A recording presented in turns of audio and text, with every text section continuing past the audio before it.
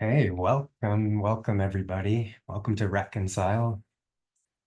Pleasure to be here with my guest Bettina Roth, a dear friend, sister on the path, who I met, I don't even know how many years ago at this point. It's So been a while. yeah, somewhere between 7 and 10 years ago, in the context actually of uh could have been any form of dance, but five rhythms dance class Mhm. and embodiment practice that you were offering, and that even conception, which we'll get into, I think, here in this talk, embodiment, dance, embodiment, what it even means to be embodied, I think will be a rich part of this dialogue, among many other things: transformation, growth, rewiring, repatterning. But before we dive into that, I just wanted to honor where we are recording this from, Mhm. which not only in this house, this home, but this place, these lands of the Squamish Nation, First Nations people, the unceded and traditional territories. Um, and honoring the Tantalus Wellness Retreat that we're recording out of, a beautiful landing space for us and my work and folks to come land and uh, connect and heal and grow and learn and transform. And such an honor to be here with you, Bettina. Mhm. I'm going to open the space to you to share just a little bit about who you are and what you're up to these days. Yeah, sure. Thank you so much and for welcoming me here. Because it was actually in Squamish here where we first danced together. Mm-hmm. And, I remember the little studio just across from the chief. And, the big part of my work is the convening of community. Mm-hmm. And when we come together in the practice of what you mentioned, embodiment, it doesn't matter what walk of life people come from, how old they are, what language they speak, what ability they have. And it is that coming together in rhythm. And I actually remember, how that felt coming to Squamish and always coming up here and being in the mountains. Feels great. So thank you for welcoming me. Yeah, my background with embodiment, I always laugh about it because when I first started out on the path, nobody even knew what embodiment was. It was no such thing as embodiment. Mm-hmm. And, my training was in psychology. I was trained in the Technical University of Berlin. So my background is more on the academia and German. Mm-hmm. And there was no room for the body at all. Mm-hmm. It was like either kind of the neurobiology piece or developmental psychology, but the healing way of working with people, was more in the psychoanalytical realm or behavioral realm. And right away, I was like, that's not for me. I'm interested in the transpersonal realm. Mm-hmm. And so I was lucky enough to stumble across a body of work called holotropic breath work by Stanislav Grof. And already in my 20s, had these incredible heightened states of awareness through my own breath practices, where you literally bring the body into an open state and opening the brain and opening your psyche to not just this world, but what is beyond that. So the trans persona, so to speak. Mm-hmm. And in that, psychedelics as well played a part in my own healing journey. And so that coming home into my own vessel and understanding that this has intelligence was a real big part of my own quest, which, led me to living in California and studying with a lot of pioneers in somatics, in shamanism. That's where I met the founder of Gabriel Roth, the founder of Five Rhythms. And so it was like a path or thread that I was following, which in the beginning had a lot to do with my own coming home to self. And then it was almost that invitation, well, can you take other people with you? Mm-hmm. Can you share how you arrived inside of yourself, which is, never a permanent place.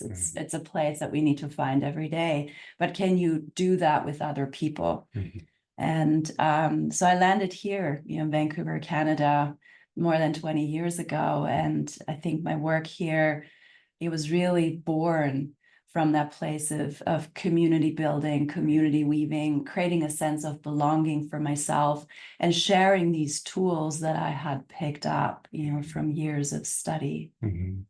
I'm curious because some people have various kinds of experiences, such as those that you've named, and but not everyone, you know, moves in a direction where they want to offer it to other people. Some Mm-hmm. people appreciate those experiences in other ways. It's maybe just life enriching in their own ways, but for you uniquely, this was calling? Was it a calling? Like, oh, I really want to offer that and build community and support others in this.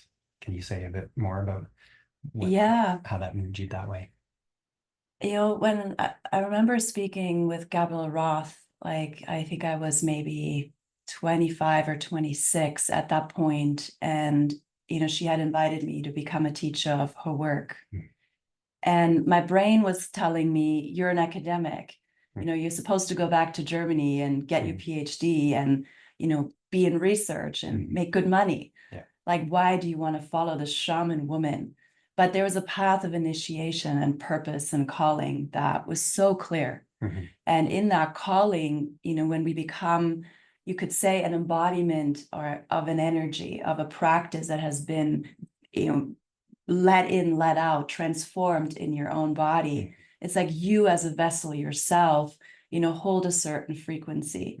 And that frequency alone, without doing much, already changes spaces and influences spaces. And that's how we were really trained, is that we become a teaching rather than a teacher. And so when she saw that in me and asked me to become a teacher or teaching of her work, I knew was the right place for me, as in a never finished job description, something that is constantly evolving, because I'm evolving and the communities that I travel in and out of are evolving, the needs are changing. And so it does feel like a spiritual path in itself, without a clear destination. It's much more, my way of making sense of the world. And I find so much joy in bringing human beings together and relating, from the heart and through the soma in a way that is authentic. This is so different than how we're trained, as counselors or psychologists. We were primarily talking about the past. But, the body doesn't lie. Everything happens in the moment. And when I'm with a group of people, we're going deeper into the experiences that they're holding in their bodies, and they get, shape, they get moved, they, release emotions. Like there's nowhere else I'd much rather be. To me, that is a way of supporting humanity and being with humanity that makes sense for me, and has definitely increased, I think, my ability to be compassionate, to show up to no matter what comes to my dance floor, because I can never assume that I know. But I can understand what happens in a body on a dance floor, because I've seen it so many times. If people are holding in their chest, I encourage them to take a breath and drop their shoulders, right? If they're lifting their heels because they're too scared to ground their feet, I say, put your feet down and take an exhale and sink lower, and something happens. So we work through the body to create these changes in the body, heart, mind, and the embodiment part that you started with here, I think is an ongoing practice while we are in a body, because when we are feeling, sensing beings, the good feels really good and the bad feels like a lot. And so there's a reason why people vacate. And so part of, I think, this work or this calling, is to create more humanity, and to create an ability and tolerance to be with whatever arises. No matter if we like it or don't like it, it's wanted or unwanted, painful or not painful, or joyful. But it's like we're building a capacity inside of ourselves, and that extends to me as a space holder and as a teacher. Yeah, there's so much in that last few sentences you shared that I want to lean in. Yeah, you mentioned, like, I think you used the word people vacate. It conjures for me when you say that they like leave, they disembody, become disembodied, and then for you as a space holder, then in the way that you work uniquely, which I think deserves some more airtime for sure. How do you see, maybe even contextualizing it, because you work one-on-one with people? I do, yeah. Okay. So maybe you can help us appreciate a little bit more, this dance between the embodiment and like disembodiment or vacating the body, and how you see supporting people in becoming embodied. Like what's the value in that, or what is it? What's happening? What's going on there? Yeah. So I think the only way we can talk about that, if we, talk about traumatic life experiences and reasons why we have vacated parts of her body, or, you know, have frozen, or, you know, have just decided to disassociate, whatever strategy we have. Yeah. Right, is that somewhere the body-mind connection, and with it the intelligence of how these you know, neural pathways work, has gone missing. And you know, if somebody loses a physical arm, it's very, very visible. And it's like, oh, you lost your physical arm. But if someone has lost the same ability to sense the inner arm, the inner right arm, for example, you know, we don't necessarily see that so much. I can see it. And the reason I can see it is that, you know, there's no life force flowing, or very little life force flowing. There's often no breath flowing. And there's a sense of disconnection. You know, that even if I say lift your right arm, the amount of time that it takes for the brain to go, where is my right arm? Because it feels like it's light years away. Right. And I have a lot of clients that say, I can't sense myself below the neck, because the control center in the mind is so strong that we are an observer of our body. We can detect, you know, if we're tired, hungry, horny, or, you know, whatever, but we are sick, but we can detect, you know, the fine life flow and the sensing that our body consistently communicates with us, you know, that has to do with our instincts, our intuition, our ability to orient. And so part of, you know, when I work with people in the deeper work, as in like workshops, retreats, or one-on-one, is to very gently guide people back. And that is bringing awareness back into the body, bringing movement back into the body, you know, bringing breath back into the body. And in that, things slowly come back in motion. And Gabriel Roth has a really beautiful quote that I truly believe is a core pillar of healing work, you know, in the self-empowering our own healer agency. You know, and she says, if you put your psyche in motion, you will heal yourself. So there's an element of when we're vacant or frozen, there's no movement. And so that's why I sometimes just say I'm a movement teacher. You know, my goal is to get things moving again. And of course, if something starts moving, let's say, you know, I have vacated, and I'm speaking about my personal experience here, you know, a big part of my hip region because of abuse in my life. And I get back in there, you know, memories come back up. Right? Emotions come back up, but I also am taking that part of my body back. So it is a path to empowerment. It is a path to physical sovereignty. You know, when we're actually in our vessel, we're claiming this as home, as a holy home, as our temple. You know, and so I sometimes say that, you know, the path of embodiment has so much to do with our consciousness being willing to hang out with us, you know, because so much of our attention goes out. So we need to be willing to drop ourselves back in. It makes me, well, to continue to even make this even more concrete on the topic of embodiment, but, you know, whether it's man, woman, or any gender, whatever way somebody's presenting, when they hear of you or they come to work with you, what, I guess I'm curious, what are some of like the issues that people are coming to you with and wanting to work on? Like, are there some common ones that really stand out? Yeah, there definitely are.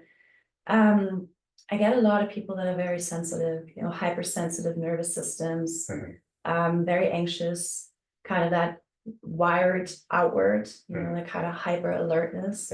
And so, you know, for them, the path is really like, how do I root back inside? You know, how do I develop a sense of ground, of center?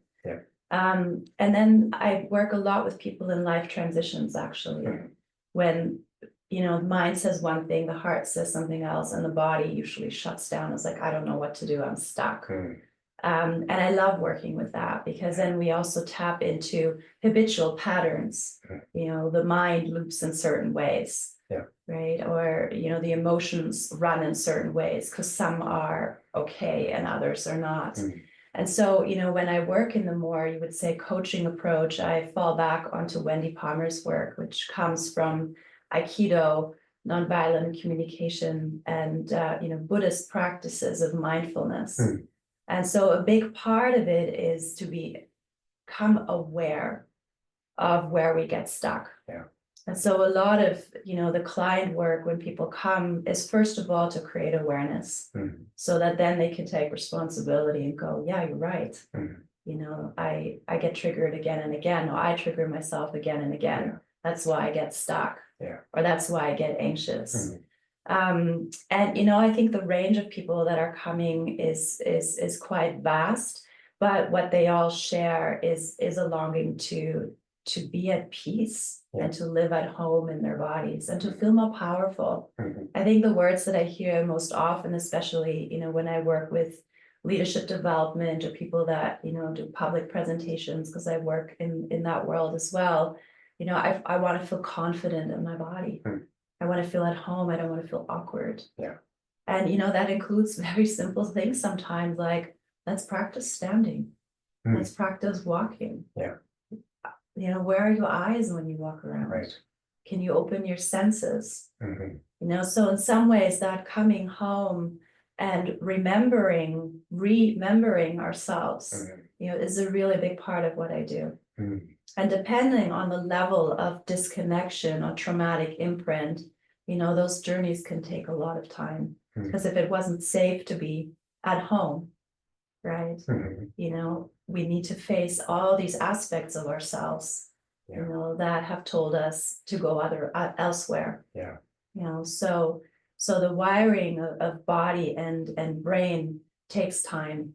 And if we bring it more into the martial arts background of Wendy Palmer, she always said, it takes thousands of repetitions to change on your pathways. Yeah. And if I bring, my personal examples back in, it's like, I'm anxiously wired, I startle, something new happens and I'm here. Yeah. So it takes thousands of repetitions to tell my nervous system I can stay calm, grounded, and centered. Yeah. But, to have that awareness, then take the responsibility, and then knowing how to change the body, that's really what I do. Because the body here is the fastest way to change. To change the mind, believe it or not, is a lot harder. In my experience. Yeah. Gosh, we could go so many directions, or I have so many questions popping up in what you just shared. One curiosity, you kind of led off sharing how your background initially was in sort of Western psychoanalytical training in psychology. Do you find yourself, because here we are in a Western context that's in its own evolution of sorts and exposed to many diverse cultures of thought and so forth, and values and languages, but it seems like in the dominant culture, a lot of people are kind of influenced by sort of the medical world and sort of diagnostics, and have these kind of labels like depression, anxiety, various disorders, this kind of thing. And there's a language to that. And I wonder, do you find yourself in your work sometimes bumping up against that kind of world of how people label their experience? Like, I'm an anxious person, or I get anxiety, or I'm depressed, or I'm so intrigued with how you would bridge or work with them. And they're coming with that kind of preloaded worldview. God, there's so much to say. That was one of the reasons I left the world of psychology and clinical psychology, especially, was that I felt that the labeling and really the look of what's wrong with you, and the identification that begins to happen in that, and people rehashing their stories. I didn't see that as a path for healing or transformation or life affirming. And, when I decided to let go of that world and, really study, shamanism and healing and somatics, and, eventually retrain as a coach and identify as a coach, I was like, what does that mean? And what that means to me is I want to hear where you are. And if you need to use words to describe where you are, anxious, I would ask, how does that show up in your body? How does that show up in your relationship? So I understand the behavior and the somatic response. But I'm much more interested in what do you want to embody? So I would ask you that as the next question, right? Instead of feeling like this, how would you like to feel? Yeah. And that's the direction that I take, right? Because energy follows attention. Mhm. And so when we focus on where we want to go, you know, Yeah. there's also that element of taking my responsibility back. Yeah. I'm not, you know, a victim. Mhm. And it doesn't mean that, you know, feeling like something has happened to me and I come from that place. Mhm. You know, and a lot of people feel victimized by the mental health system or medical system, put into that category. Yeah. You know, that is where they start. Mhm. But I look at them as someone who has all the healing potential inside of them. Yeah. And that goodness, that wholeness. Mhm. And you know, what I've heard over and over again is that people feel seen. Because I think it's easy to get stuck on those labels. And for us practitioners to wanting to treat that part of themselves instead of like understanding that it's a part, you know, and I'm a big believer in IFS here. It is a part, an internal family system that wants to be integrated. Yeah. And a big part of that is understanding how your nervous system is wired. You know, so there's a big part, I would say, of psychoeducation, right? Is to understand the, you know, one of the pieces why I'm so anxiously wired is my grandparents lived through 2 world wars. I was born in West Berlin, grew up 3 minutes from the Berlin Wall right after World War II. There was a lot of anxiety. And, you know, I don't know what it's like to be in my body and not feel that undercurrent.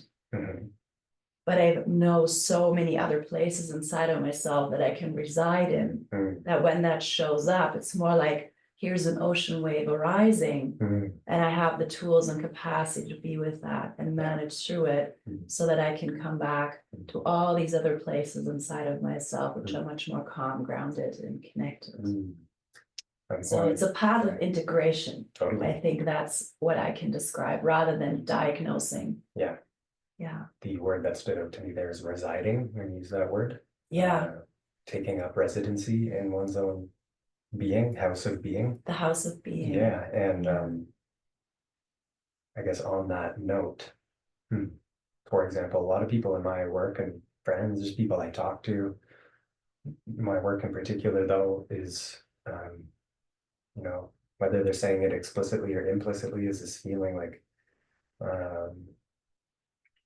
I don't feel comfortable in my own skin, and I want to be able to feel comfortable genuinely and not pretending, and like feel at home in myself. And so I honed in on that when you said like residence, taking up residency. And the other question that I really tuned into, I almost curious, like what other questions you ask people to create openings and invitations for them. When you said, what do you want to embody? That really stood out to me. I think earlier you gave this example of confidence, like people often are wanting to feel more confident in themselves in general, but probably in certain contexts like work or relationship or whatever. So I guess I'm curious with you, and this like integrative inquiry is, I don't know, you've given the example a few times of anxiety in the system, and like a buzzing out. You've used your hand gestures, but been buzzing out. How do you? I'm gonna ask you, like in your work, when you ask somebody, what do you want to embody? Maybe you can say a little bit more about what are the common answers you get. Confidence is being one of them. What else do you hear from people? What do you want to embody? Yeah, I love what you just said, brought up about the uneasiness that a lot of people feel being in their own skin, being actually in their body, because there's such an over identification with the physical form of the body and the obsession about that and the controlling, right? So the usual way I work is, you know, that I ask people qualities or get them into a more meditative state and try to get an image. You know, and a lot of people say, you know, I want to be real, like a real solid tree, you know, just really present and strong, right? Or there's an idea of calmness, right? Or ease. And so when we're looking at these qualities, you know, we're always looking at, can they be felt in the body? So, you know, some people who are not English speakers with their first language, you know, I get them to find it in their language so that the brain already sends energy in that direction, right? So if I were to say to you, you know, what would it be like to feel more calm and grounded right now? You would hear that and your body goes, oh yeah, I can find that. and I would breathe, but I would actually choose to like. Breathe You a would little bit support more, yourself exhale. with some breath in the exhale, yeah. So your body has that intelligence built in. Mhm. We know what that feels like. Yeah. And you know, the way, you know, when we're talking about that big reservoir, it's like all these qualities are available to us. Mhm. We just need to create gateways how to get there. Mhm. And that's often what goes missing. You know, when a trauma response, a trigger response, we don't know how to get there. Mhm. And that's the level a bit of that embodiment training. We train in situations that are non-threatening, you know, like coming back to my startle. You know, if I startle going into Yeah. a bus, Yeah. that's still a pretty low threat. And Yeah. I'm like, oh, I had a little moment, let me ground and settle Yeah. myself again. Mhm. Right? It would be different if I step on a stage and talk about 1,000 people. That might startle me in a different way. Mhm. And so that consistent practice and working with one's nervous system with tools like breath, posture, where's your attention, what are you centering on? Mhm. You know, how does your emotional being support you right now? Mhm. You know, those are all tools Yeah. to kind of come closer to that centered state. Yeah. You know, that we know is stable Mhm. and has a lot more capacity. Mhm. You know, something I want to make a bridge here and share. Yeah. You know, because as we mentioned, or as I shared, I met you in the context of a dance, sort Yeah. of facilitating that you were doing the 5 rhythms. I think it was 5 rhythms at the time. And you know, in self-disclosure, it wasn't that long ago, but long enough, I don't know, 20 years, maybe, whatever. I used to playfully call myself a 7-drink dancer. I needed to be like mildly inebriated to feel comfortable enough to dance. And it, you know, since then I no longer am that identity, but why I'm making that bridge here and to speak a little bit to your space holding, something I found and appreciate about you is the way you invite people in, that creates a relative degree of safe enough kind of atmosphere to be like, oh, maybe I can like dance.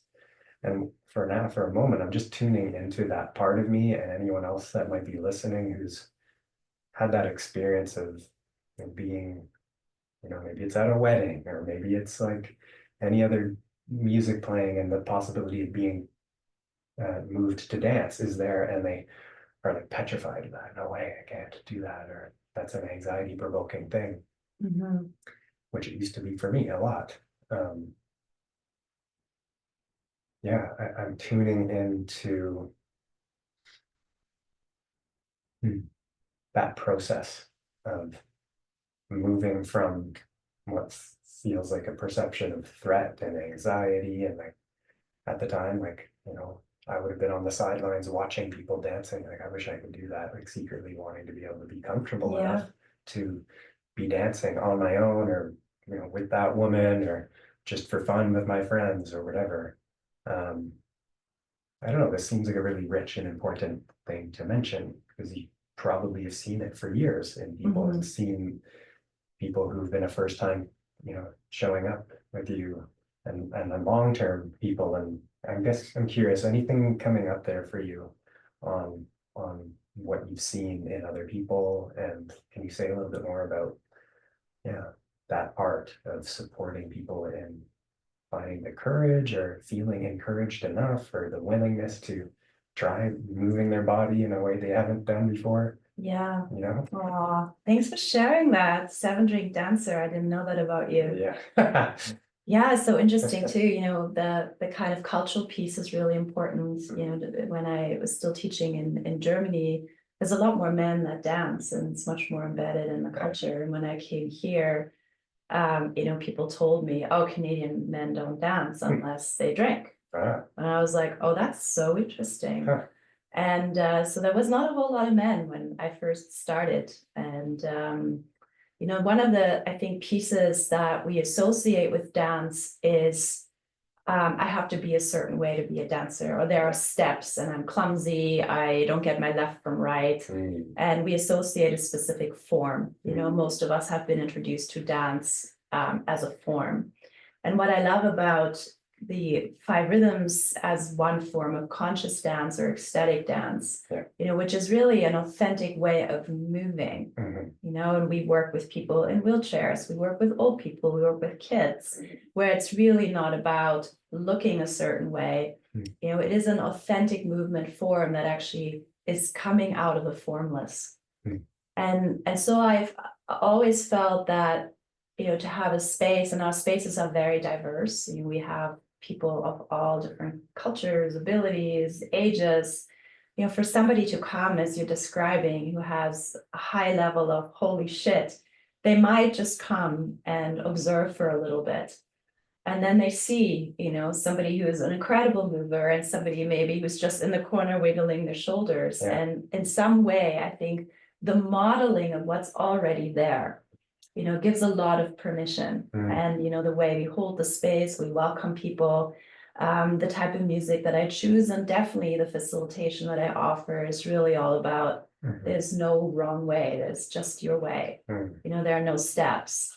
And so to create that bridge for people, that even walking through the space or even just moving a hand is considered a dance for me, as long as there's presence, as long as there is a willingness to connect with self. And so I often don't call it dance anymore. We call it 5 rhythms movement, to really indicate that as long as we're in the body, there is movement. And, rhythm here is what we're going for, as the connector. And everybody has a rhythm. And so I think there's a real unifier when people wake up to that. It's not about being better, looking good, but it's about, authentically being in your body and your rhythm and your movement. And so the facilitation, really not just in my spaces, but in how we are trained is geared towards picking people up where they are. Everyone can dance. That's really the idea, which is what drew me to this practice so much. That it wasn't only, the skinny bodies can do this, or the people under 50 can do this, or the people, who understand choreography, but this is a way for communities to come together, to share the language of the dance, to share the language of rhythm. When you re-invite the consideration of this practice of movement in the community, it reminds me of times where maybe I'll just offer this as well. So even now, when I attend various kinds of events that are embodied and movement oriented, or a 5 rhythms, or dance ceremony, whatever they're called, conscious ecstatic dance, I personally still move through a process where I feel somewhat inhibited. Sometimes that's more amplified, and sometimes it's not as heightened for whatever reasons. Maybe we can get into what that's about for various people, but this sort of inhibition, and as if the inner critic is online a little bit more. And then that movement that can happen within one dance, and it can happen multiple times. It's happened many times moving with you, of inhibition to liberation and freedom and letting go. And you gave the example of somebody maybe thinking to themselves, I don't look good, or I don't know how to do this, or whatever. There's kind of a critical piece to that I would name. And can relate to personally in some form. I don't know. What do you make of that movement from inhibition to liberation? Well, I love that you brought up the inner critic. Right, which lives in your head. Huge. Right, it lives in most of our heads, and it's kind of all these ways that we shut ourselves down, or keep ourselves small. It's there's this quote, and I don't actually know the whole quote, but it's something about, all these voices shouting their bad advice. Whose voices are these? Right? Great question. And so one of the pieces of this work, because you brought the word inhibition in, and freedom, is to actually let go of the physical head. Right? Because if I put my feet in motion and my head, I cannot think these thoughts. Mhm. So a big part of it is, to let go of Yeah. those thoughts. Mm. And we do it physically. Again, the physical path here is the gateway. Yeah. And when people let go of the head and they're like, oh my God, it feels so good in my neck. Yeah. Now the head, the shoulders, and the Yeah. hands one, Yeah. there it is. There's that feeling of now I'm less controlled. Uh, And something Uh-huh. opens up in the body when we dare to let go of the thinking and controlling. mm, And ideally, the part of us that comes online is much more of the conscious, compassionate observer of self. Mhm. I'm, in my body, I'm aware of you. Yeah. And I'm not thinking, looking at, oh, John is a much better dancer than me, and his shirt's cooler than mine, and I wonder what music tracks she's playing. mhm. But I stop with that part of myself, and I'm instead much more present with you, with myself. And so tapping into the sensing, Mhm. into the intuitive, and into my ability to listen, to attune. Mhm. Mhm. And there's freedom there. Yeah. There's a lot of freedom there. Yeah.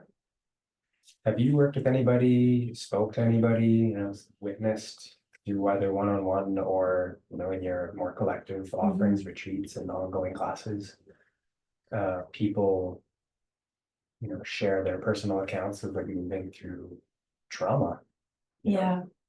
And maybe I'll give a context of like what that could, just for a moment, but like showing up around like symptoms of trauma might look like social vigilance. Yeah. Like a hypervigilance around looking out for threat. Yeah. And like the system and the physiology that's associated with that, and then the embodiment of the threat detection and how that has an effect and keeps someone's stress levels higher and so forth. I just want to like offer that as like a element of what I'm curious about in your what you have to share. Yeah. But how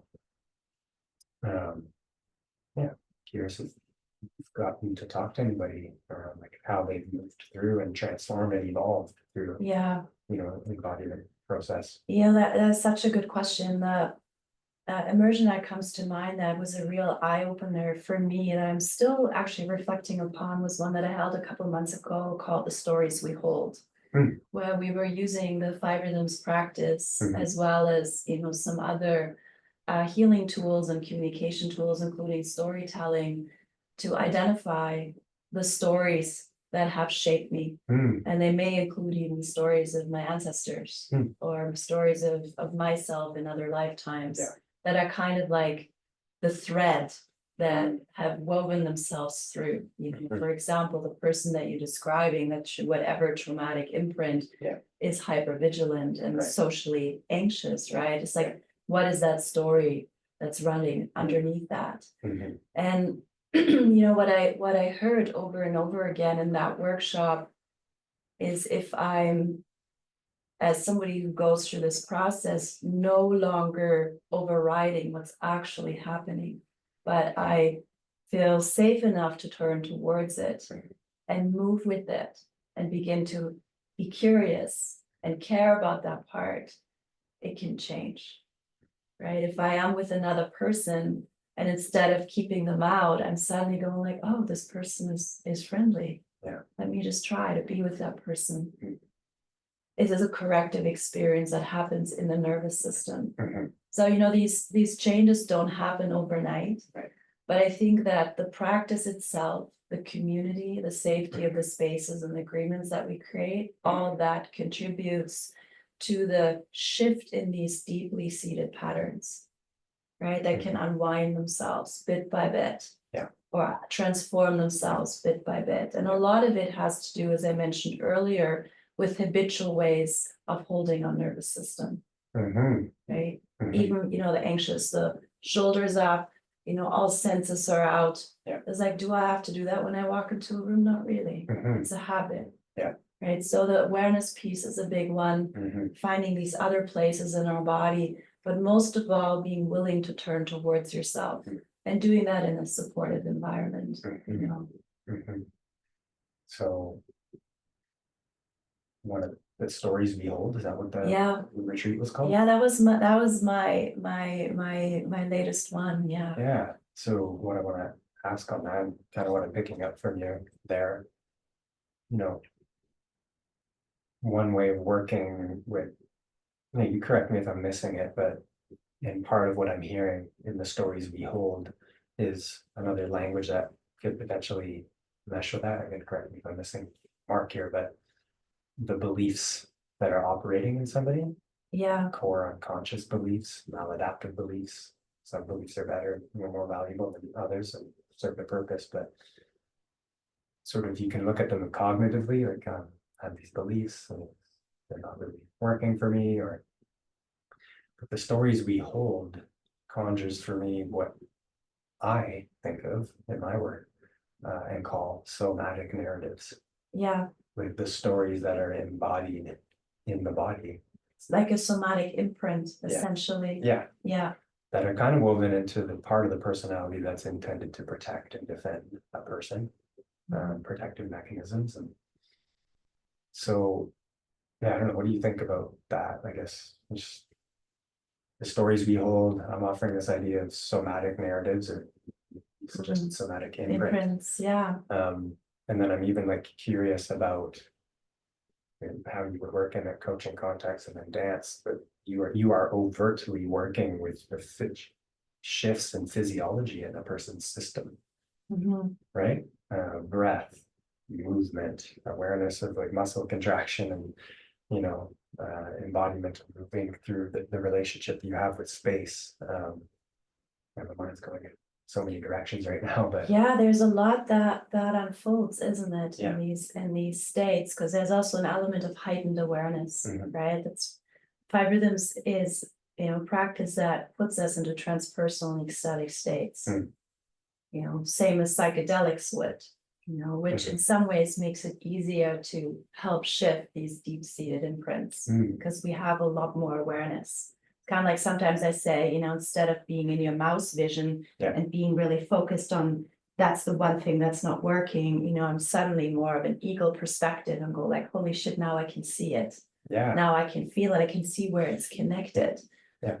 And, I always think the awareness piece has to come first. That part of us that wakes up and goes, I'm understanding what's happening here. Yeah. I can connect the dots.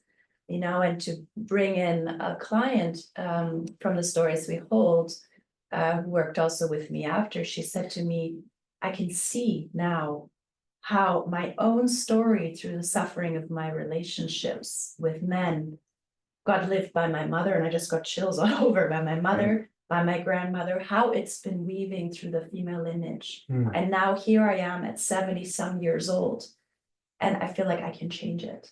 Wow. For myself and for my daughters. And so there's an element of I'm aware, I'm awake to it, and I'm taking responsibility. And I don't quite know yet how I can change it, but I'm turning towards it.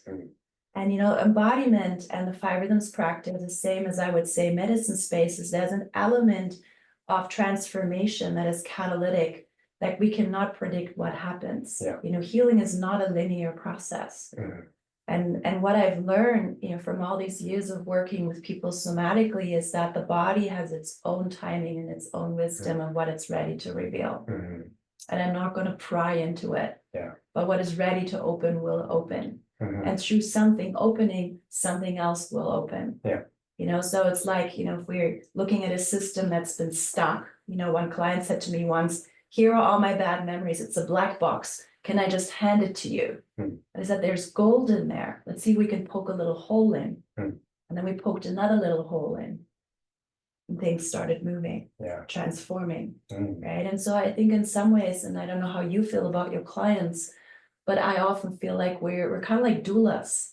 We're there to support them in their own birthing, rebirthing journey, in their own coming to terms with the history that they carry.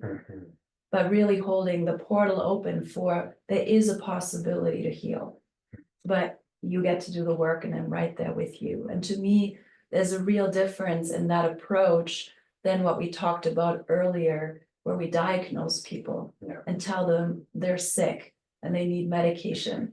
And I'm the doctor and I know what's right. Right. It's very disempowering for a lot of people. Instead of, being validated. Yeah. I sometimes think people come with that real need of wanting validation, that they're okay.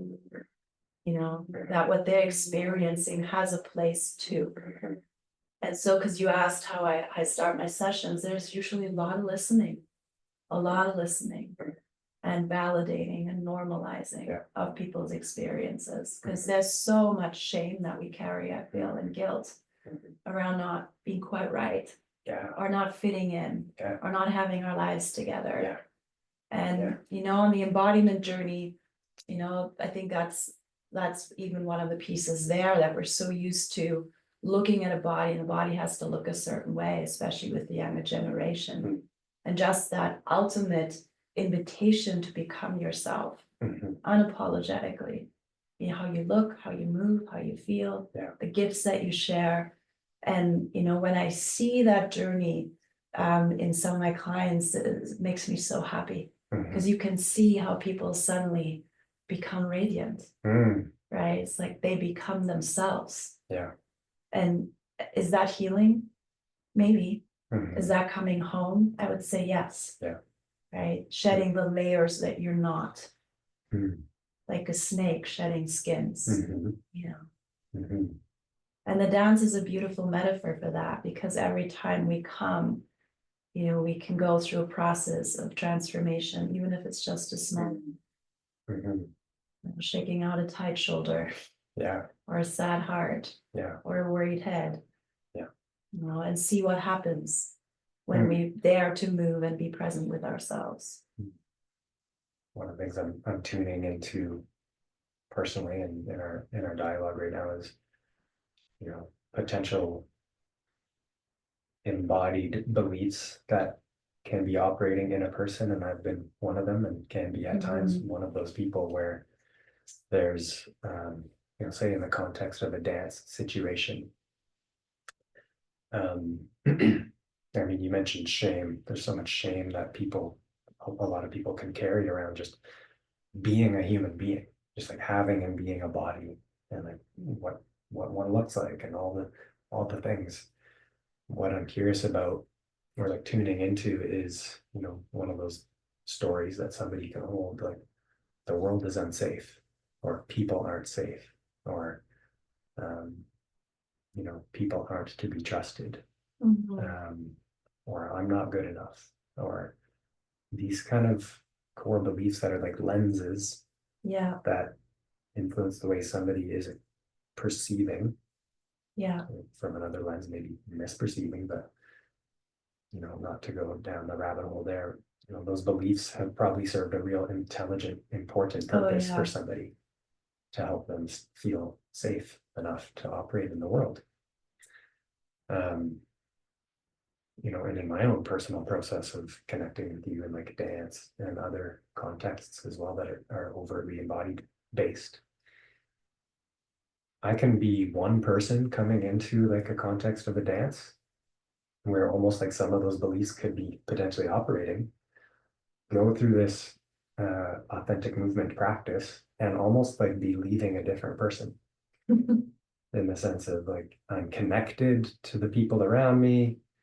There's a sense of safety in my body, grounded, empowered, and like head up, heart out, tall spine, and like feeling like a sense of, I don't know, intimacy with life itself. And like, then you had a good dance. If that's how you leave, I'd say that's a good dance. I mean, yeah, I would say so too. Yeah, and a good time. Like I had fun. I don't know where to go with that, but like sharing somewhat of an example, and again, this like curiosity of the way these stories change, beliefs change. Well, we take ourselves very seriously, right? As Yeah. very head-centered people, and those beliefs run strong. I love that you mentioned that, because that's been a big thread in a lot of the work I've been doing lately with other folks, and by happenstance in my own self too, is like to try to not be as serious. And dance movement has been such an incredible compliment to explore what would it be like to not be so serious. What would it be like to be not so serious? That's right. And to challenge those deep-seated beliefs, right? And, I think with anybody who comes, as you said, with such strong traumatic imprints, they do need to be validated in some way, shape, or form. Their experience of life needs to be validated, because there's something about the acknowledgement. Is like consciousness looking at itself, a heart that cares and said, that must have been really hard for you. I understand why you built that wall, and to be willing to be with that until it changes. I think that is part of the healing process that we might not get in a class necessarily. I think that's where the one-on-one work or smaller group work is really, really important, because we can't just override it or pretend it's not there. We will always manage that part otherwise. But I think, if it's willing to show itself, and I often say, how does it show up in your body? How would it move? What color does it have? What texture? So that there is an identification, but also a distancing at the same time. Okay. That part can be acknowledged. Can you give us somewhat of a more an example? You were describing the person that has built walls, right? Sure. Nobody can come in because it's not safe. Right. Okay. Right? Yeah. So it's like, well, how does that show up? It's like, well, there's always a wall between me and you. Like if as soon as I'm with another person, I stop breathing. And I'm in control the whole time. If they step in, I will be gone. Right? I'm protective of my space, my shoulders are up, I'm ready to fight, or I'm ready to run. Sure. So, I would assess, what is that response? Is it a fight? Is it a freeze? Is it a let's get the hell out of here? Right. And instead of overriding it, we turn towards it. So that part can be experienced. Right. And often a memory might show up and go like, oh yeah, I remember when that originally showed up. Yeah. And I wish at that time I could have done this, this, and this. Yeah. But instead I did this, this, and this. And now I always do this and this because I associate that with being safe. So there's, to me, a wisdom that can come up when we understand again where that pattern comes from. Not that we have to, but it is one way that, we can get a bit more self-compassion instead of that over-identifying, well, but that's just who I am. Because you're not. It's a learned way of being in the world. As you said, it comes with strong beliefs and strong behavior. Yeah. And so instead of trying to change the behavior, I'm much more interested what happens inside, what happens in the body. How does that feel in there when you're not breathing? Yeah. Right. Something I'm like really tuning into in this moment when you sort of give the example of like the hand gesture you gave, like that's just who I am. Boom, it's like solid and somewhat rigid kind of experience. And then what I'm continually picking up from you here in this dialogue, but also the experiences I've had with you in group contexts is like this inviting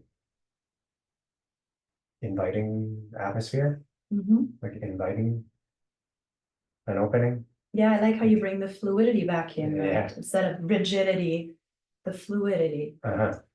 Yeah. And so, I mean, we're gonna go with that, just rigidity, fluidity, and that that spectrum. Yeah, and no movement and movement. Right. That makes me think, have you worked with anybody who's like identified with or had symptoms of or expressed themselves as being a depressed person? Oh yeah. Okay, so can you say a bit more about that? Personally, I think that depression is one of the most overused self-diagnostics that people do. And so I'm always very curious. Yeah. What does that mean for you? Like, right. How does that show up? Yeah. Tell me more who you are when you're like that. Yeah. So I try to really turn it more into a personalized description of an experience of life. And, one of the pieces that I'm always curious about, where is depression a repression of energy, right? A repression of my own life force. Yeah. And often we can see that, you know, in highly, I used to work in, you know, clinical world in the hospitals, and highly depressed people. And I'm not saying that those are my ideal clients today. Yeah. You know, some may need to get hospitalized, especially if they're self-harming. But, you know, what we often see is that total collapse of the body. Yeah. Right. The Yeah. paleness, the no breath. And you're Right. just like, where is the life force? What has happened here? Mhm. You know, and so, you know, if I go now into my practice, maybe not the completely severe collapse, but there is versions of energetic collapse or Yeah. energetic freeze or repression of energy. Yeah. And one has to be kind of delicate about that. Yeah. You know, it's like, how do we begin to look for life force? And what does it come with? Yeah. And often it's really strong emotions. Yeah. You know, I'm gonna pause for a second. I don't know what it is, but just talking to you right now, I have this like image and inside of this like, thing that just is like, right? what is that? Like, what- Expression's the opposite Yeah. of repression. uh-huh. Right? I mean, if we do it physically, just give me your hand, right? Yeah. The collapsed hand is this, and I'm like, I'll push a little, I'll push a little more and see what happens. And Right. sometimes there's that shooting of energy that comes out of someone. Yeah. And they're like, holy, what is that? I'm Yeah. like, that's your life force. You're sitting on it. You So- know, and that is a simplified version. Yeah. You know, we're all Yeah. complex beings. But essentially, you know, depression, I think, is a collapse of energy. And it often has to do with strong emotions, you know, that for whatever reason haven't been integrated. It was interesting. I like that expression that I shared. It had a quality of kind of rage or Yeah, aggressive, healthy aggression, like yeah, yeah, and you know, it's part of my understanding and working with people. It seems to be like this connection through study and clinical practice, noticing it's a lot of people who express themselves or symptomatically demonstrate a depressed affect also tend to have a lot of unresolved anger and unresolved grief Yeah. and unresolved trauma, yeah, and somehow getting them in touch with some of these things and validating and supporting the movement of getting in contact with that seems to support an unthawing of the depressed affect and an opening of emotion and like feeling more feelings and so forth. Any additional thoughts on that or things? Yeah, I think the important part is not to just feel the feelings, but to express them. Yeah. And to find the energy that goes with them. And then Right. we're back to embodiment. Yeah. Right? Because the feeling heart can easily Yeah. get overwhelmed if I don't have a root system. Mm-hmm. You know, so the way I usually approach anything, you know, is like, how do we create a root system, a Yeah. good sense of ground? Because most, you know, patterns, I would say patterns, you know, that have to do with anxiety, depression, you know, repression, they are ungrounded, right? So we're creating a root system, stable sense of self. It's like power, here I am, you know, so that the heart with all the feelings actually has a place to center around, Yeah. right? Because if we're just a lot of feelings, we don't know what to do with that. And I speak from experience, Yeah. right? We need to have the vessel in our root system so we can feel, and then the body expresses. And here we're moving from contraction, the holding, into expansion, right? So somebody who's held a lot of, as you said, grief, anger, you know, there's often a sense even physically of contraction and holding.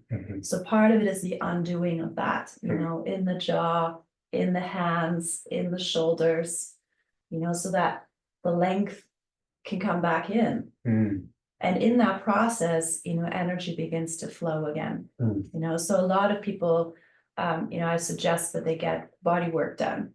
Yeah. Because those patterns of holding, you know, usually have a huge toll. Neck issues, shoulder issues, stomach issues, you know, digestive issues. And a lot of them have one thing in common, that, you know, energy has kind of contracted inward.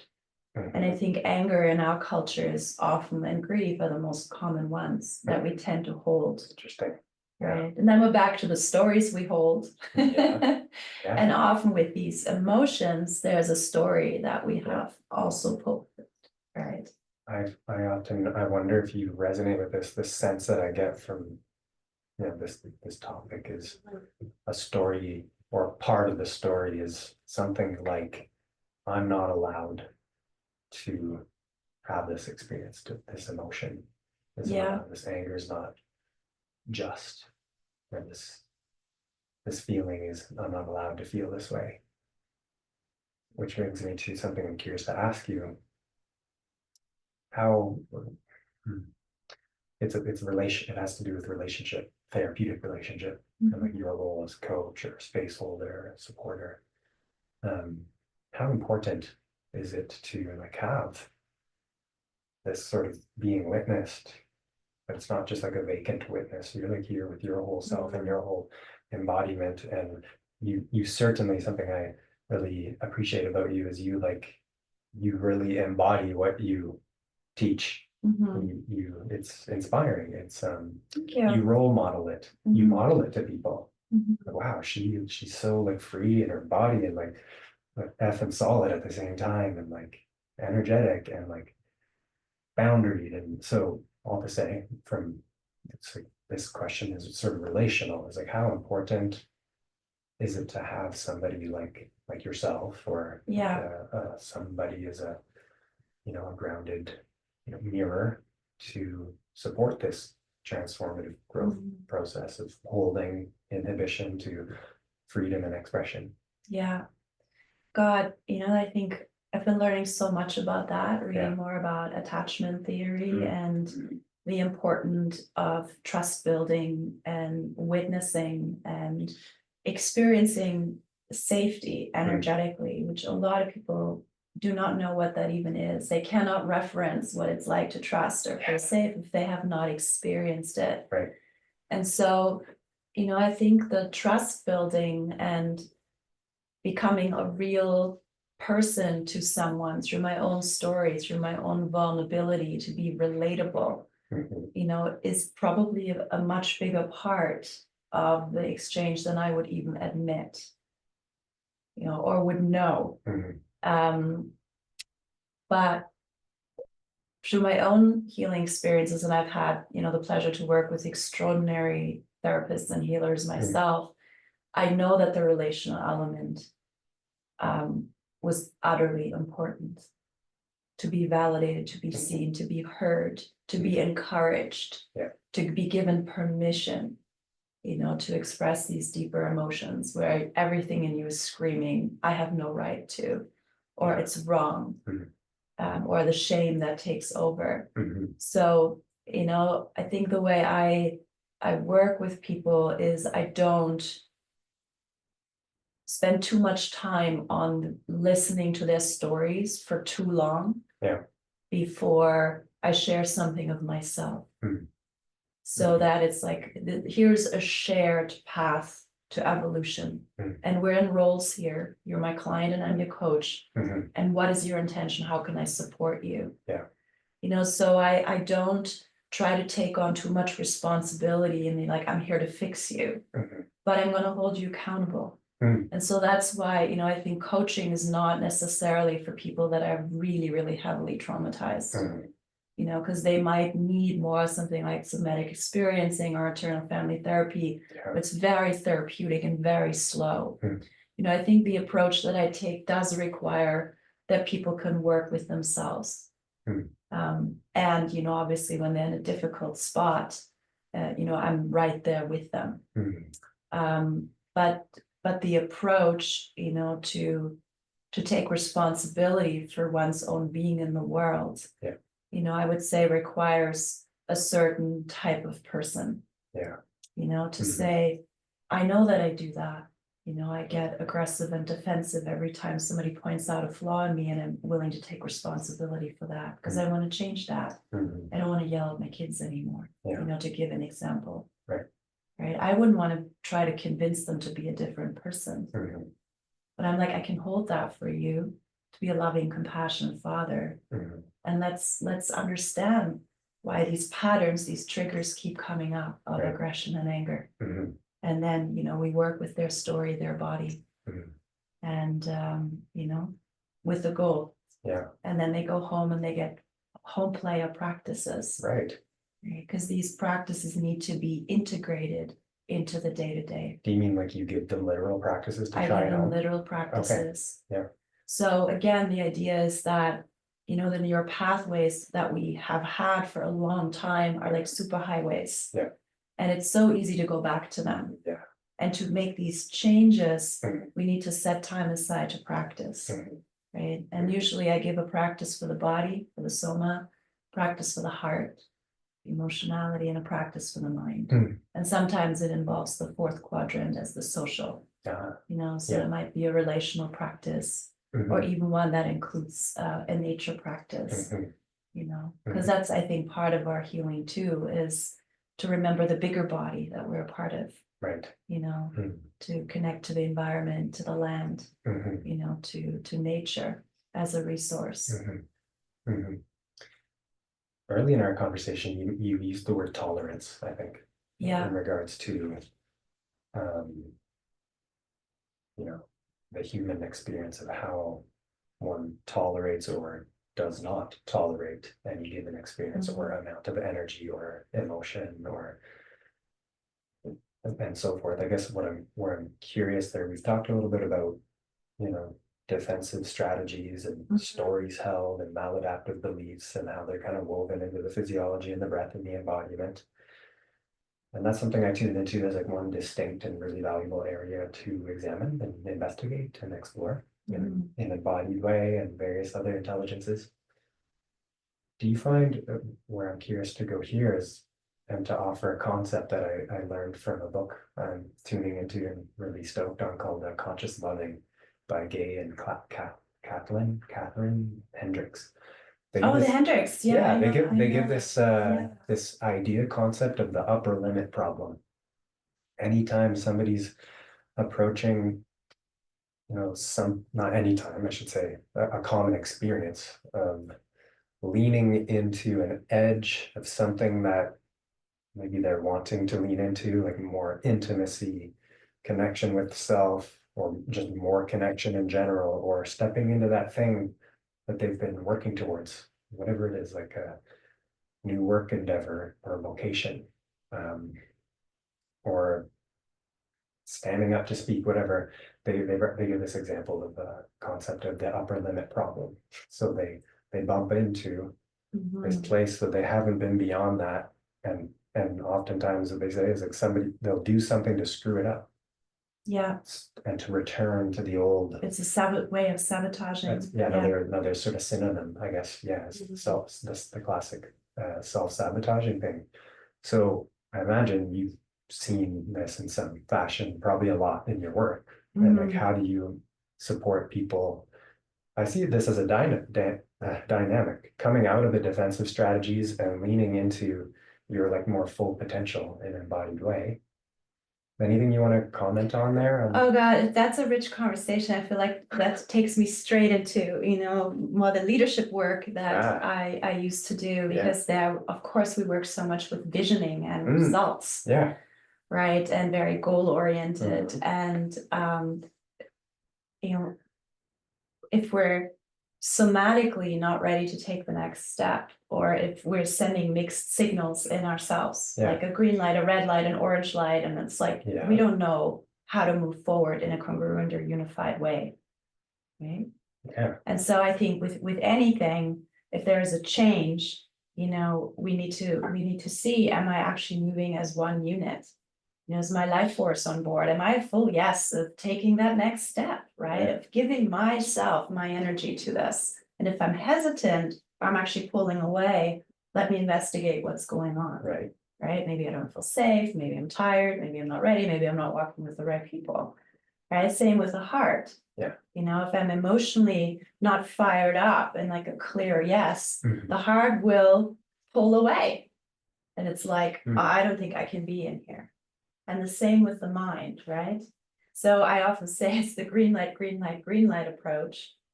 And especially in these thresholds that you're describing, when, you know, maybe I get a taste for something else, there might still be a part of us that is not quite yet green. You know, and that could show up as you're describing as that sabotaging part that, you know, to give a clear example, doesn't get up when the alarm gets set, to go to that meeting. Right. I don't know why I didn't make it out of bed. Alarm was set, I didn't make it. Yeah. Body didn't want to go. Mhm. And so to me, that's really fascinating. It's a bit like a puzzle, Right. right? To look at these energetic systems, because let's say I have a big opening in the mind has shifted. Yeah. Now I'm going to do all these things, right? We still need to bring all of this with us. So I'm so intrigued with that. I mean, this could be its own whole just podcast focus, I think, but Wendy Palmer calls it split states. okay. So I found that Yeah. fascinating, right? Yeah. Not moving, congruent. Right.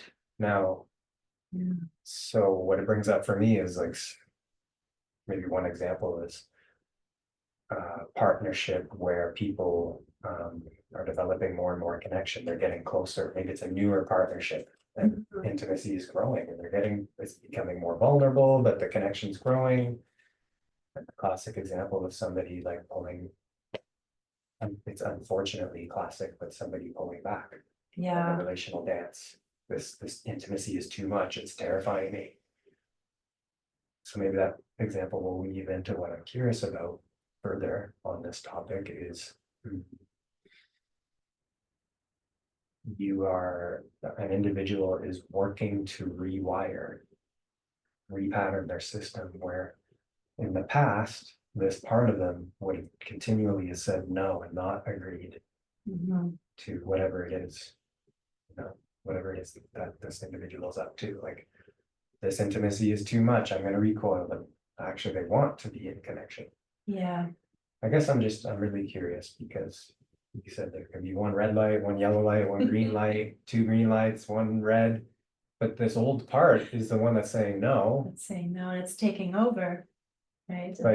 But some part of the conscious mind, it wants to change that because it recognizes like that's outdated, outmoded. I guess. Do you see where I'm going with that? I see where you're going with that. As long as that part is online, that this is just a small part, I think you're okay. I think the problem is when that part takes over, right, and grabs the steering wheel and says, I'm out of here. See ya. Yeah.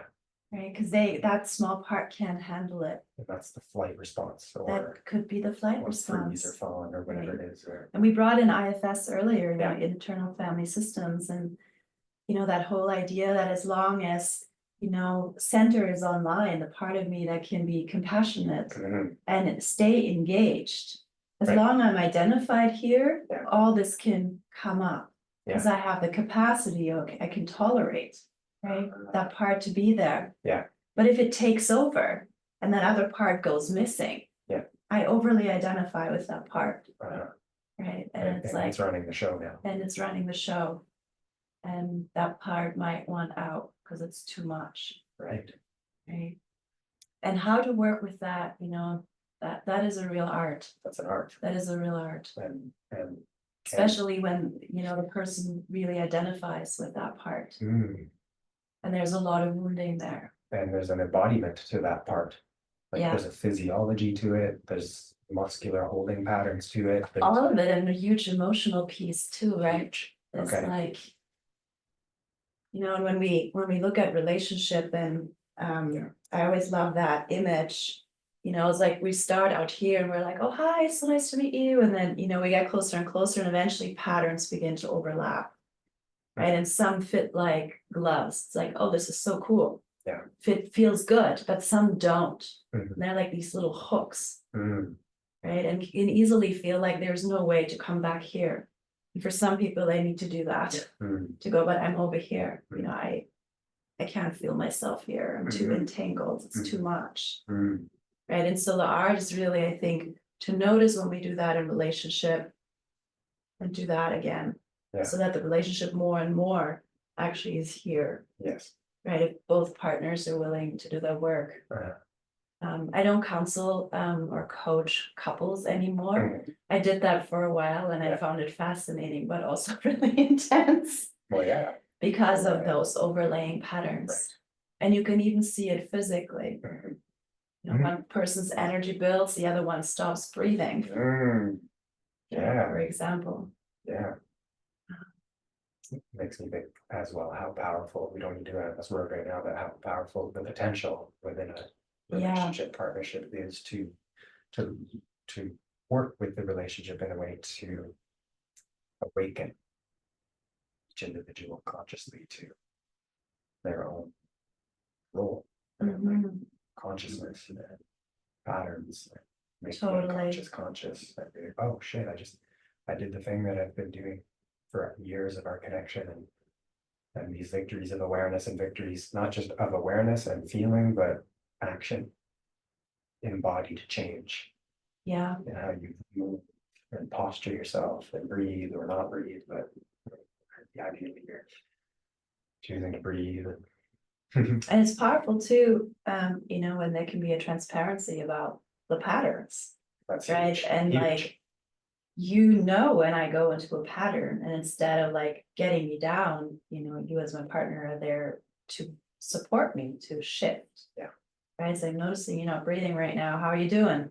Oh yeah, I'm totally anxious. You know, this is getting a lot for me right Yeah. now. It's like, okay, where are you in your pattern? I'm like, oh, I'm halfway in, Yeah, barely yeah. hanging on here, right? It's like, okay, let's just take a pause together. Yeah. Let's take a few breaths. But it requires that vulnerability and awareness again, Yeah. and noticing, and that question really, how can I support Yeah. you? I feel like what you are speaking to and modeling and giving an example of is so beautiful and kind of rare. And like, Yes. like to have both of those partners on board Mhm. on that level, where one can call the other one like in a supportive way and like, hey, like I see you. And it's like, how are you doing there? And for the other one to receive that in a way, as you kind of gave the example of like a playful, like I'm in it, rather than receiving that because And taking it personal. personally, and now Yeah. it's become a finger pointing thing Or rather it than becomes the overlapping pattern, right? yeah, however that is, often codependent patterns and triggers and all that, which are rich, Yeah. rich, fertile ground in relationships. But to be at that place that you exemplified, where you two partners can talk in such a transparent and grounded way, even if one is not Mhm. as grounded and is in a state of hyper arousal and like anxiety or whatever. That's a beautiful example. I think that's like applied embodiment, awareness practice, right? That now becomes relational. You Yeah. know, the idea, and I think that's the area that I'm still learning, around attachment and what it takes to heal wounded attachment in Yeah. relationship, and especially in the primary relationship, Right. when so much is at stake. Yeah. And I think the awareness of each other and that question, how can I support you? Yeah. Instead of taking things personal and then going into your pattern, because I'm in my pattern, you're in your pattern. It's beautiful when you realize that more and more of the time people can stay regulated because they catch these things early on instead of going full blown down the rabbit hole. Yeah. Right, where what we notice is when we're triggered, we separate. Right, when we're centered, we're here together, and there's a shared space, and we're both taking responsibility for the space. But when I'm in my pattern, it's me against you or you against me. Yeah. And I take things very personal. In my pattern, I become anxious and defensive at the same time. Yeah. And so, what I'm practicing in my relationship is to have some humor around my patterns, but to also reveal them. Yeah. And to say, I'm really anxious today. This is how it's showing up. Makes me want to control everything. Right. Right. Or I have a million questions. Yeah. And I'm really unsettled. I can't sit with you right now. And then, if the other partner is regulated, then they can be supportive. If they're not, that's when it gets interesting. For sure. Yeah. Yeah. It's I do want to transition to like something you mentioned earlier on, plant medicines, Yes. psychedelics. Yes. Can you share a little bit about what you are seeing in your own work, whether it's people that are working with these or your own work? What kind of role are they playing in this particular dimension of healing, growth, awakening, on the level of embodiment and so forth? Such a beautiful question. As I said early on in our conversation, I, was working with psychedelics through Stanislav Grof, who's one of the pioneers in the psychedelic kind of research, especially with LSD and MDMA, very, very early on in my life. And I always wondered why that was, that I had such powerful experiences. But I think it really primed me to the potential of consciousness awakening, you could say. Yeah. And also the healing potential. That was just like, I got it. And then it took me many, many, many years, to find a way back for my own practice, primarily with plant medicine, not so much synthetic psychedelics. But, I started myself working with psilocybin and microdoses of psilocybin and Wachuma, which is San Pedro, as two of my main plants. And found such benefits in reducing of, we were talking about brain states and patterns, of my own very anxious patterns during COVID and working with some of my friends, really just seeing how do these allies, these plant allies, aid us, in these very difficult times that we're in. And my daughter was recovering from an eating disorder, and I worked with her with psychedelics as well, with small doses of psilocybin and ashwagandha combined, and the results were extraordinary. And so it really prompted me to go deeper. And I've recently trained with you actually in Atma, in the psychedelic assisted therapy, and have been looking in how do these allies or these intelligences, how can they be supportive in accelerated evolution? I do see the accelerated healing potential. I'm not someone yet, I would say, that would say I'm a psychedelic assisted therapist and put that on my banner, because again, we're talking about diagnostics and working with within a certain structure. But I have added plants to my ceremonial offerings and some of my 5 Rhythms programs now. And what I see, adding these intelligent organisms to ourselves is that the processes seem to move a little faster. We're less dense anyway these days. A lot of us have done a lot of work. And so they have, in my understanding, a really big place in the accelerated opportunities for, consciousness shifts, our healing opportunities, and deep rewiring of our brains. So there's a lot of study now being done around the neuroplasticity of the brains, about the type of changes that are possible, within a window after working with higher doses of psychedelics. So it's my current fascination, learning a lot. And I'm definitely someone who's more on the cautious end when I work with my clients, so there's a real element of wanting to have solid relations, of feeling ready, a clear intake process before, I would work with someone in a ceremonial context. Yeah, I appreciate some of the words you used there that stood out to me were, density stood out. I was like, a lot of people do a lot of work and there's less density, but also the word used, accelerating, sort of growth, transformation, consciousness expansion, clearing out, creative new patterns, neuroplastic patterns. I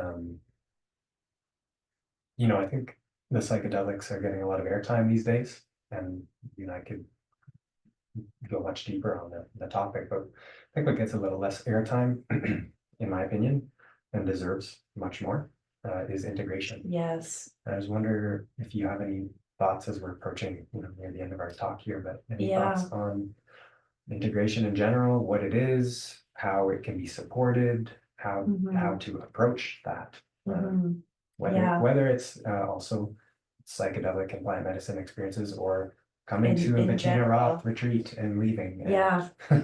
Integration is absolutely key. Preparation, going through a transformative experience and integration are 3 parts of a wave cycle, with clear intentions and clear ideas of where I want to be going. Because you know what I see a lot in my workshop world as well as in the plant medicine world is the consumption. Give me, I want another experience, I want another high, you know, and people can have beautiful experiences, but to me, it's like, well, how does that change who you are at home? I'm Right. calculating as like spiritual junkies. Yeah, a little bit, spiritual junkies and psychedelic tourism is huge, right? Yeah. And so the integration piece is really understanding of where people want to go with this. And I think a lot of people don't think about that. You know, there's often, I want to move away from this, or I want to feel better.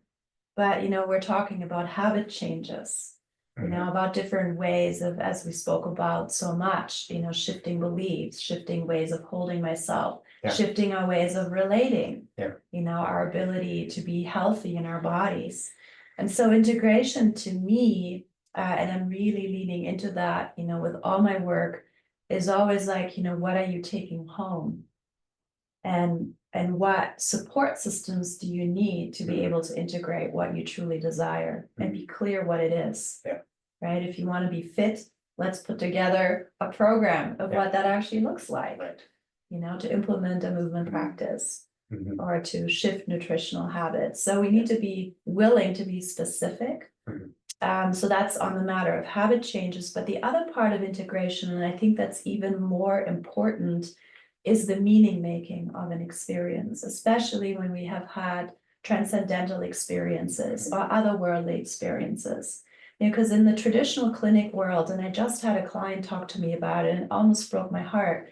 She had a psychedelic experience that could not be placed in the framework that she was in, and she got hospitalized and declared psychotic and put on antipsychotic medication. And it started years of being in the mental health system. And so here she is 20 some years later sharing with me what actually happened in the experience, and that she merged with Christ consciousness. And to me, that is meaning making of an experience, you know, to actually be willing to listen. Because again, we have so many filters and shame around what we actually experience in a psychedelic journey, because it might not fit the script. And it might not fit our religious upbringing or what we've been told about the world. Right. So a lot of the integration work is really just tell me about your experience, right? And validating it and letting the client give it meaning. What does that mean to you? You know, what does it, how does it influence where you might want to move next in your life? Or how does that influence your relationships? Right. So they're building bridges.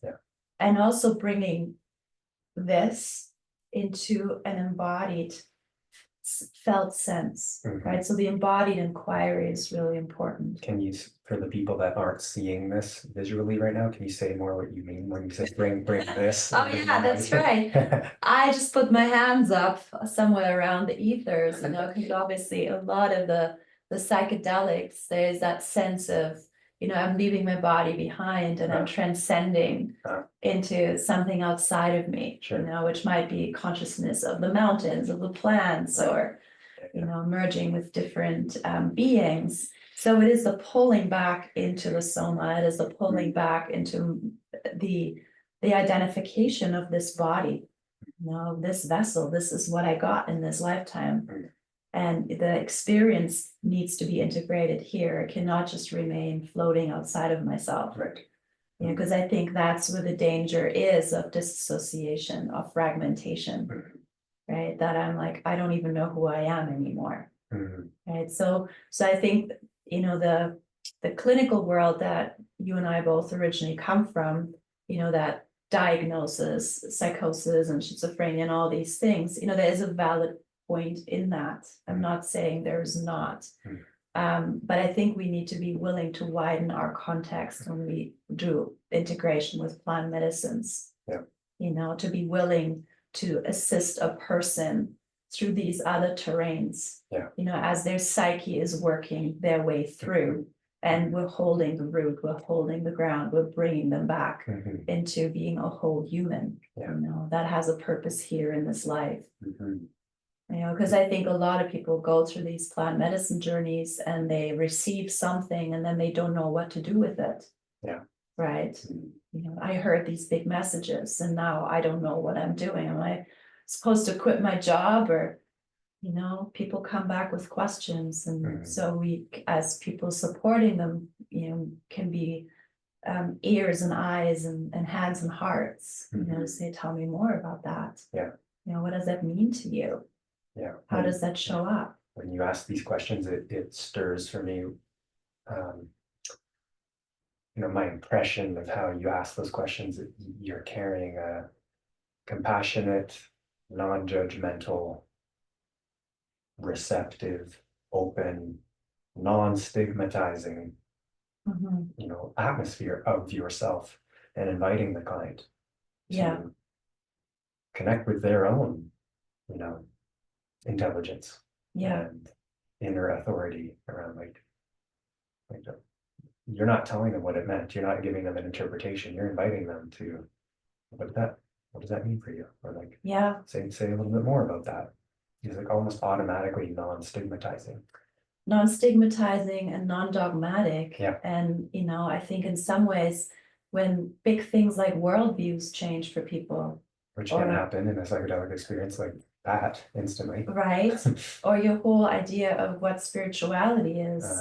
You know, I think the validation of people's experience and the curiosity that we can bring can also help them, you know, to kind of go, oh yeah, I don't know right now. Yeah. Feels like all these mental constructs I've created, they don't make sense anymore. Right. So we're not solving anything for them, but we're saying, yeah, and that is part of a psychedelic experience, and that's okay. Yeah. Right. It might take some time, ask those questions. Yeah. Yeah. You might not need another psychedelic journey, but you know, you have seen something different, and that might change who you are and how you feel about life and how you feel about who you are in life with your offerings and gifts. You know, and that's why I think when we talk about plant medicine, I have a huge trust in the intelligence of these plants and that they're coming through so strongly at this time. You know, we talk about psychedelic renaissance. I'm like, why now? I was like, yeah, we're at a crucial time in humanity. Yeah. And, you know, they are one way that we can wake up. And I think, you know, find a different way of being in our bodies and being lit up and being heart-centered than, you know, some of us may have experienced before. I know that's what they have done for me. Yeah, I can relate to elements of that for sure in myself too, and people I've worked with. An awakening of the heart, an awakening of the body.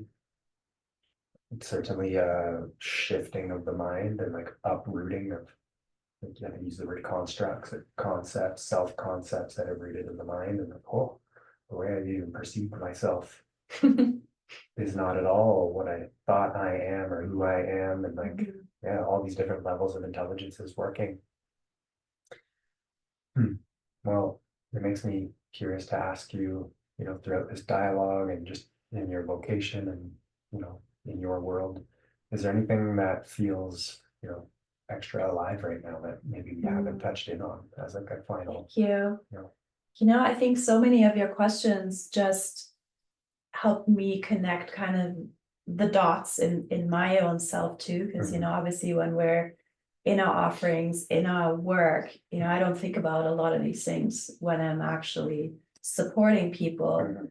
But I think what's really live for me right now, you know, is a way of space holding that is even less directive.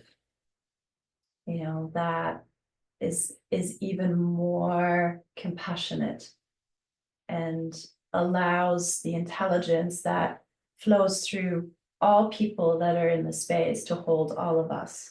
So maybe a little bit less of a sense of I'm the one doing this because I'm the one with the expertise. Of course, that person is there, but there's also that element of letting go and surrendering of like, I'm being moved by a bigger intelligence as well. And can I create space in that? And can I trust that? So it feels like a little bit less hands-on in some ways. Yeah. That's what you're That's feeling what it. feels like is when you said what's coming alive. Mhm. Yeah, I would say that is that, and it feels, you know, in some ways more stable. But it also feels new. Mhm. Mhm. So practically speaking, like in your work for years, you've been a little more directive. Is that what I'm hearing? And this shift is, I think you use the language like, to be a little less directive, but Yeah, more compassionate. I find you very compassionate already, but even more. yeah, and I think it, it largely has to do with the plants, right? Mm, Because if I am assisting a plant medicine ceremony, we're not in there in the experience with them, directing every step of the way. You Right. know, we're there with them, holding Yeah. space, Yeah. and we're also held Yeah. by the container and Mhm. the plant if we have partaken. Mhm. So there's that curiosity that I carry. How much self I is actually really required to do the work that I'm doing. Interesting. And how much am I holding on to a construct of a self? Mhm. And it doesn't mean that I'm not using the tools and the trainings that I've been given. Yeah. But it is more, I think, a sense of what do I identify with? Yeah. So that's fairly new, and it might, to some of you listening, that might sound a little woo-woo. It sounds clear, concrete. But it feels, it feels like another layer of shedding identity and surrendering, I think, to the intelligence that moves all of us to be that vessel. Yeah. Right. Mhm. A few minutes ago, we were talking a little bit about the psychedelics and how some can approach it because they want to feel better, they want to be free from. What I tuned into there and what we're just bringing back is this possibility that we can both get free from, say, old patterns, or free from the depression, or free from the anxiety, maybe, or relate to it in a different way. But what stood out to me when you were talking about that is what's like the vision? What's the aim? How is that going to change your life?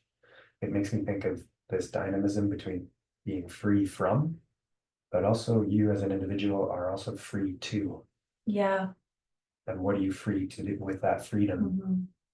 What are you going to do with it? Or these insights that you had in the experience, or Bettina's embodiment coaching or retreat, and you attended, and it's so insightful and learnings. Yeah. Now what? Now what? You're free to do. What do you do with that? What do you do with that one precious life, right? Isn't that the Mary Oliver quote?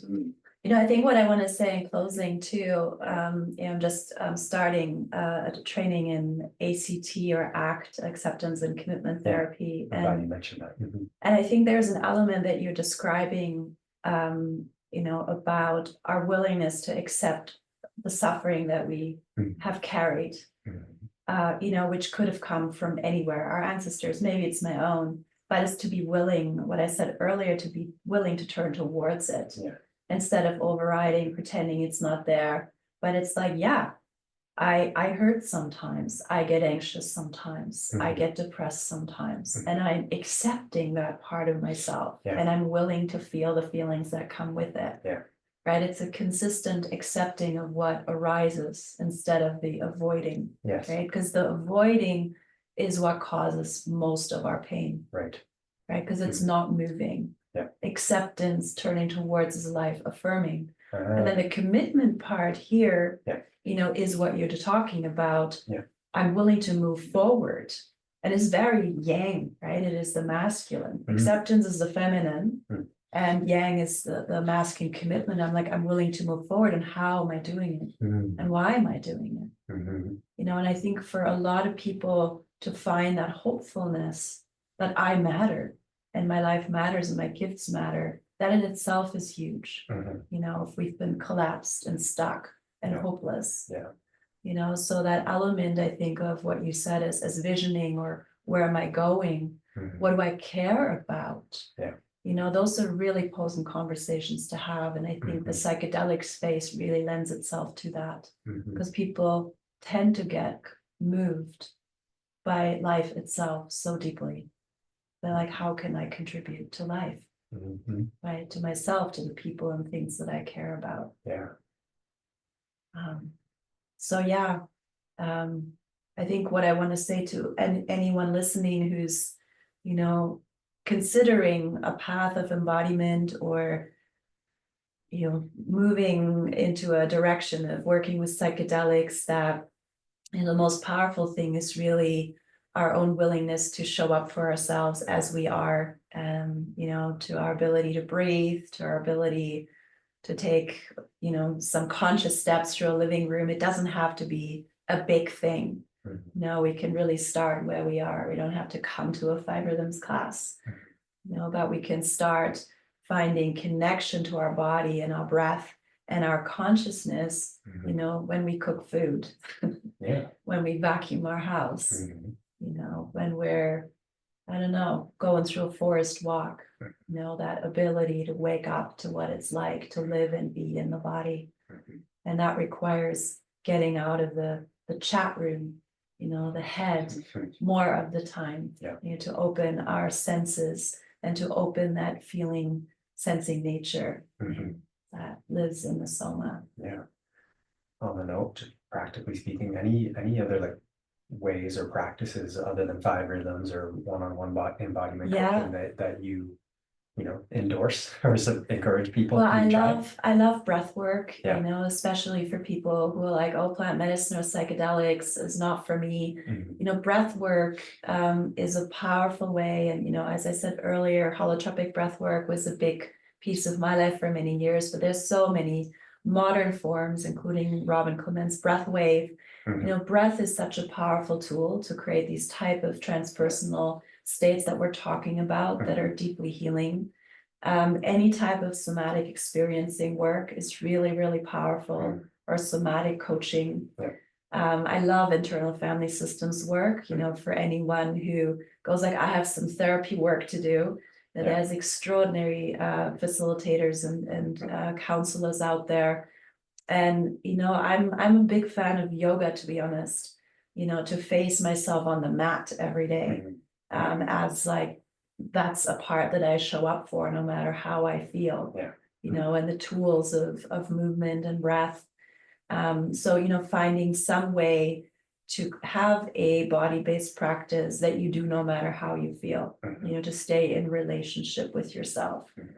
And that might often just, you know, be 5 minutes of shavasana if I'm tired, but I do it on my mat, you know, being willing to show up even for that part. And of course, there's so many incredible tools out there. You know, I think our time is too short to talk about them. Do you have a few that you feel like you want to share on this topic of embodiment? Yeah, I mean, some simple but profound in their own ways. It would be certainly a yoga practice. It's definitely meditation. Being in nature, like going for a simple walk or hike and just taking some breath.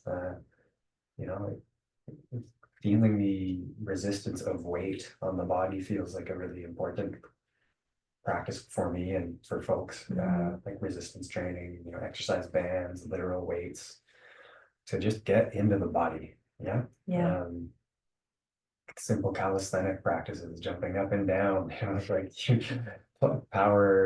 powerlifting, like, you know, I personally love a good trail run, you know, or paddleboarding. I went paddleboarding the other day. That was amazing. Swimming, you know, like all these physical activities that connect a person with their body, their breath, nature experiences. And then authentic relating dialogue with like important people that are resourced and present. That's such an important way to be embodied with your relationships, like actually cultivating presence through embodied relationship. It's Yeah, the ART work is very powerful, the authentic relational training. Oh, yeah, cool. Mhm. I've done quite a bit of work with them, and Yeah. what you're describing. Yeah. Yeah, it's so new for some of us. Mhm. Mm. Do you want to share anything about being found and like Being found, Do you wanna be contact John. No, I do want to be found Yeah. if there's a resonance, absolutely. I enjoy conversation about these topics. And you know, I do work primarily out of Vancouver right now, but I do travel for certain programs. I work for Hollyhock in the summers. So if people are curious, my website is BettinaRothe.com, BettinarOthe.com. And I offer weekly classes in Vancouver and on Bowen online, and you know, have my private practice in person and online. And then my schedule in terms of the immersions and retreats and ceremonies, you know, gets revealed as I move forward. And it's best if people just get in touch with me and express interest in what they want to learn or be a part of. Yeah. I'm smiling in part because you know, I've seen you DJing many times. Oh yeah, You that's a passion too. Yeah. Bettina is quite a, yeah, like, you call it a DJ, music mixer, like you're an artist. Yeah, I guess you could say that. I always say, you know, I create ecstatic soundscapes. But the DJing part, you know, has definitely been a lot of fun for me, especially in the Burning Man festival circuits that I get to play in. Yeah.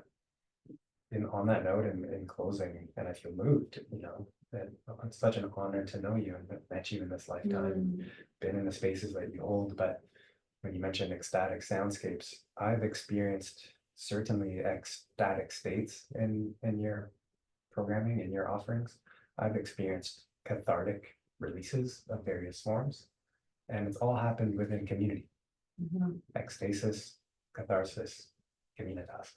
Oh wow, I love how you put that together. Yeah, all in one. And like that has been integrated, and it's been such an important transformative part of my personal unfolding. To feel like that can be a part of my expression of being a human being and a man in this form that I'm in. To have that in a container, such as a beautiful one that you hold in community with other human beings, has in its own unique way been healing and holding, WHOLING, holding. I just wanted to mention that. Yeah. Thank you. Yeah, I think community, I would say that is our most important resource right now. And I'm a big believer, you know, in the ecosystem. Yeah. And we need each other. We really do. You know, the more trees stand together, the stronger the forest. And you know, I think a lot of us have had tendencies to isolate and become islands. And you know, the spaces that we curate and create, and we see it especially in the retreats, where people are together 5-6 days and they eat together, they bathe together. You know, there's something very powerful that happens in that remembering of tribe, of community, of chosen family, you know, especially for those of us who had challenging upbringings or difficulties, is like that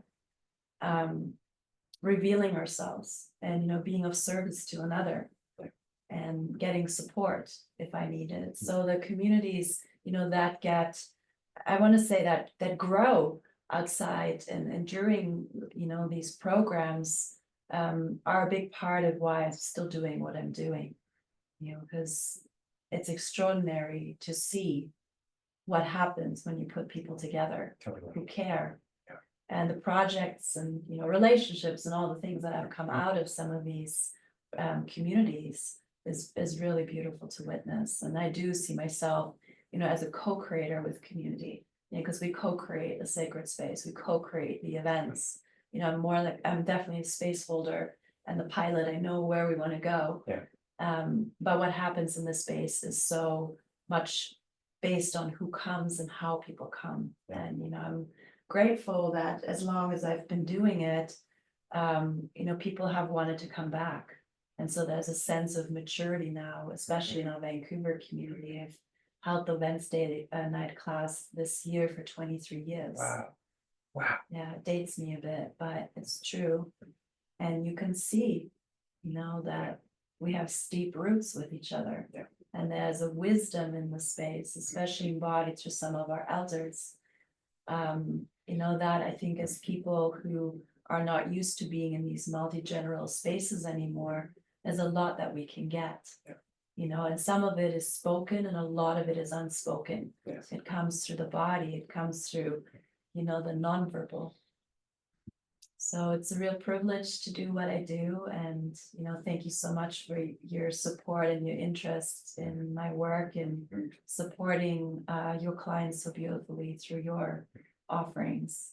I think it is a time where all healers and change makers are being asked to contribute, in this dance of change that we're in, and grateful to be on the path with you too. Yeah, such an honor. Walk alongside you, share these spaces like this, rich dialogue. Thank you so much for coming on the show, the Reconcile podcast, and I look forward to moving and dancing with you again soon. Let's do it. Yeah, it's only been 2 weeks since the last month in line with the festival. That's right. That's right. Yeah. Okay. Take good care of yourself. Thank you. Thanks, everyone. Take care over there listening. Thanks for tuning in. And see you soon. We'll see you on the dance floor. Okay.